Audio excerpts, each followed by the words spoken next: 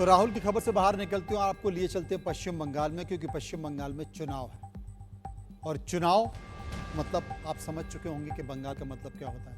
तो पश्चिम बंगाल में 8 जुलाई यानी कि कल पंचायत चुनाव होने वाले हैं, लेकिन राज्य में हिंसा आज भी जारी है। मुर्शिदाबाद जिले के रानीनगर इलाके में एक कांग्रेसी की हत्या कर दी गई है। कांग्रेस कार्यकर्ता इस हत्या का आरोप टीएमसी कार्यकर्ताओं पर लगा रहे हैं। मुर्शिदाबाद के अलावा पश्चिम बंगाल में कूच बिहार में भी हिंसा हुई है। यहां 3 लोगों को गोली लगी है। राज्य चुनाव आयोग के मुताबिक 22 जिलों की 63,229 ग्राम पंचायत सीटों के लिए सबसे ज्यादा टीएमसी के 61,591 उम्मीदवारों ने पर्चा भरा है। दूसरे नंबर पर बीजेपी आती है, जिसने 60% सीटों पर 38,475 उम्मीदवारों को मैदान में उतारा है। वहीं सीपीआईएम ने 56% सीटों पर यानी कि 35,411 प्रत्याशियों को मैदान में उतारा है।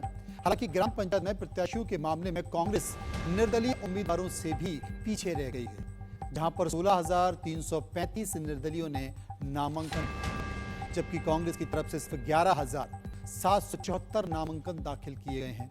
तो क्या कांग्रेस के पास उम्मीदवार नहीं थे या कांग्रेस अपने उम्मीदवार खड़ा करना नहीं चाहती थी? तमाम बातें हैं, लेकिन हिंसा एक बड़ा मुद्दा है और अदालत ने भी इस पर अपनी प्रतिक्रिया व्यक्त की है।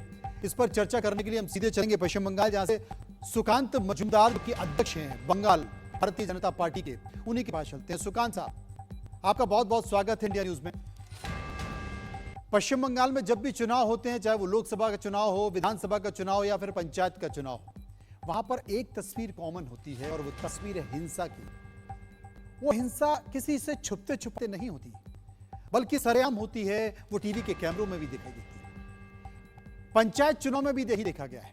क्या आप मानते हैं कि तमाम कसावट है, चुनाव आयोग की कसावट है, अदालत की कसावट है, तमाम सुरक्षा बलों की कसावट है, इसके बावजूद भी पंचायत चुनाव में हिंसा नहीं होगी, पंचायत चुनाव निष्पक्ष होंगे? क्या कह रहे हैं आप? देखिए, अभी तक जो स्थिति दिख रहा है ग्राउंड में, इस स्थिति में panchayat election free and fair हो ऐसी कोई उम्मीद हमें नहीं दिख रहा है। लेकिन कुछ कुछ जगहों पे हम तृणमूल कांग्रेस से भी ताकतवर है, जहां जहां है वहां पे हम इसका प्रतिरोध करेंगे और जनता को जो डेमोक्रेसी का सबसे बड़ा उत्सव है यानी इलेक्शन, इस इलेक्शन में पार्टिसिपेट कर पाए ऐसा परिवेश का निर्माण करेंगे। लेकिन प्रॉब्लम यह है कि जैसे आपने बताया कि बंगाल की लिगेसी है ऐसी वायलेंस की, लेफ्ट के समय भी ऐसा वायलेंस होता था। तृणमूल कांग्रेस ने क्षमता के आने से पहले जनता को यह वादा किया था कि हम परिवर्तन करेंगे, लेकिन कुछ परिवर्तन नहीं हुआ। सिर्फ नाम का परिवर्तन हुआ है, यानी शासक का नाम परिवर्तन हो चुका है, पार्टी का सीपीएम नाम हो चुका है, लेकिन कोई परिवर्तन, मूलभूत परिवर्तन ग्राउंड लेवल पे कुछ नहीं हुआ है। मजूमदार साहब, सबसे बड़ी बात है, चूंकि इस पूरे मामले में कोर्ट भी अपनी बात कह चुका है, बार बार ये आरोप सरकार के ऊपर लगता है, लेकिन क्या कारण है कि हिंसा रुकती नहीं है? क्या कारण है कि प्रशासनिक व्यवस्थाएं हैं, सरकारें हैं, चाहे वो राज्य की हो या केंद्र की हो, लेकिन हिंसा पर लगाम नहीं लगाया जा सकता? और खुद आपने कहा कि पहले जब वाम दलों की सरकारें थी तब भी यही होता था, आज बंगाल में टीएमसी की सरकार है तब भी यही होता है। लोकतंत्र कहां है? देखिए, प्रॉब्लम यह है कि लेफ्ट जब रहा, बंगाल के राजनीति में हिंसा का प्रवेश लेफ्ट ने करवाया, क्योंकि लेफ्ट का आइडियोलॉजी मानता है कि कोई अगर आपका विपरीत पार्टी करता है, दूसरा कोई पार्टी करता है, तो क्लास एनिमी होता है आपका। तो ये जो कॉन्सेप्ट, वजह से नक्सलवादी आंदोलन भी हुआ जैसे आपको पता है, ये बंगाल की राजनीतिक डीएनए में घुस गया। उसके बाद टीएमसी 12 साल सरकार चला रही है, उनके पास मौका था इससे बंगाल को बाहर निकालने का, लेकिन उन लोगों ने कोशिश नहीं किया। अभी 30 दिनों में, 1 महीने में 18 मौतें हो चुकी है पश्चिम बंगाल में। पिछले बार की तुलना में कम है, लेकिन 18 मौतें इसके लिए, इलेक्शन के लिए कोई जस्टिफिकेशन है क्या? सरकार क्या स्टेप लिया? कुछ जगह पे कुछ अरेस्ट हुए हैं। जब तक डर नहीं होगा, प्रशासन का डर इन खूनियों के सामने नहीं होगा, तब तक ये हिंसा खत्म नहीं होगी। आप देखेंगे 3 महीने 4 महीने बाद सुकांत साहब, डर क्यों नहीं है? मैं ये जानना चाहता हूं कि डर है क्यों नहीं? क्योंकि इसके पीछे प्रोत्साहन है तृणमूल कांग्रेस का। जो लोग मर्डर कर रहे हैं वो तृणमूल कांग्रेस के ही गुंडे हैं, उनके द्वारा पोषित, उनके द्वारा पाले गए गुंडे हैं। सुकांत साहब, चूंकि लोकसभा चुनाव बहुत दूर नहीं है और अगर पंचायत चुनाव को ही माना जाए तो लिटमस टेस्ट भी कहा जा रहा है। आपने लोकसभा में भारी सफलता प्राप्त की, उसके बाद विधानसभा चुनाव हुए, विधानसभा चुनाव में सरकार आप नहीं बना पाए, अब पंचायत चुनाव को कैसे देख रहे हैं आप अपनी उपस्थिति में लेके? और सबसे बड़ी बात है कि आपके नेतृत्व में चुनाव हो रहे हैं, एक नए चेहरे के तौर पर चुनाव हो रहे हैं। देखिए, लिटमस पेपर टेस्ट हो, कोई भी टेस्ट हो, टेस्ट के लिए तो आपका लेबोरेटरी तो सही होना चाहिए।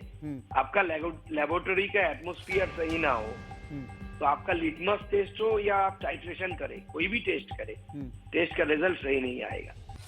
जब यहाँ पे, इसलिए देखिए पिछली बार 18 में चुनाव हुआ था, हमने सिर्फ 6000 ग्राम पंचायत जीते थे, लेकिन जब 19 में हम इलेक्शन में गए 18 सीटें जीते। तो 18 साल की 2018 की पंचायत के रिजल्ट के साथ अगर 2019 की अगर आप तुलना करेंगे तो कहीं पे आपको मेल नहीं पाएंगे, क्योंकि एटमॉस्फेयर सही नहीं। जब सेंट्रल फोर्सेस रहता है, हर जगह पे सेंट्रल फोर्सेस की तैनाती होती है, हर बूथ पे गश्त लगाते हैं सेंट्रल फोर्सेस 72 घंटे से, इलेक्शन से पहले से, तब जाके जनता का रिस्पॉन्स दूसरे किस्म का होता है।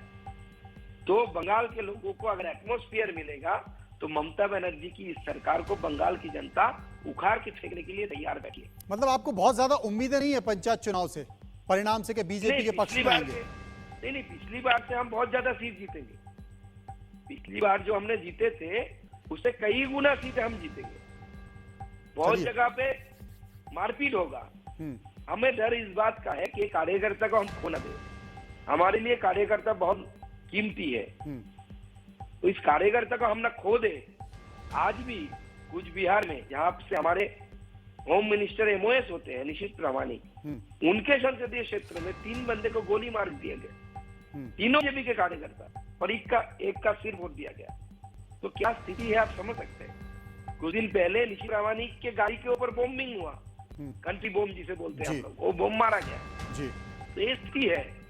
ऐसे लेबोरेटरी में आपको क्या रिजल्ट मिलेगा क्या है, लेकिन पिछली बार से बहुत वाकई स्थिति चिंताजनक है। लेकिन आपका कहना है कि पिछली बार से ज्यादा हमें सफलता मिलेगी। इंतजार करेंगे, मतदान है 11 तारीख को, रिजल्ट आएगा, उसके बाद फिर आपसे बातचीत होगी। बहुत बहुत शुक्रिया करेंगे आपका जो आपने हमसे चर्चा की सुकांत साहब। आगे बढ़ते हैं और बात कर लेते हैं सर्वे की। सर्वे कौन सा है? यूसीसी को देश के लागू करने की मांग जोर पकड़ने लगी। प्रधानमंत्री नरेंद्र मोदी भी कह चुके हैं कि एक देश में एक विधान होना चाहिए।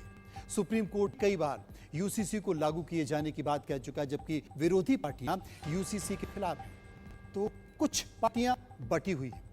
इंडिया न्यूज ने यूसीसी कानून को लोगों की राय जानने की कोशिश की। इंडिया न्यूज ने एक सर्वे कराया है और लोगों से यूसीसी को लेकर कुछ सवाल भी किए। यह सर्वे 7 जुलाई यानी कि आज ही कराया गया है और इसका सैंपल साइज है 674। सर्वे में पहला सवाल हमने लोगों से पूछा, वो आपके सामने लेकर आते हैं कि पहला सवाल क्या था। क्या यूसीसी के ऐलान से 2024 चुनाव में बीजेपी को फायदा होगा?